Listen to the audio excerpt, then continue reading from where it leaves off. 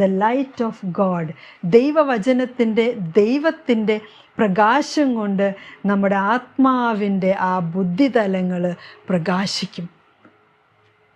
ബുദ്ധിയുടെ തലത്തിലുള്ള അന്ധകാരം മാറാൻ തുടങ്ങും.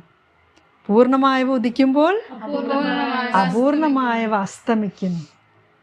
അപ്പോൾ സോളിൻ്റെ ഇൻ്റലക്റ്റിൽ, ആത്മാവിൻ്റെ ബുദ്ധിയിൽ പ്രകാശം വന്നു. അപ്പോൾ ഒന്നും കൂടി കാണാൻ തുടങ്ങി.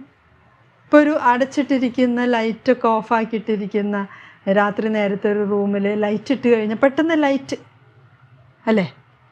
അങ്ങനെ ഈ ദൈവവചനത്തിൻ്റെ ആഴങ്ങളിലേക്ക് നമ്മൾ പോയി തുടങ്ങും.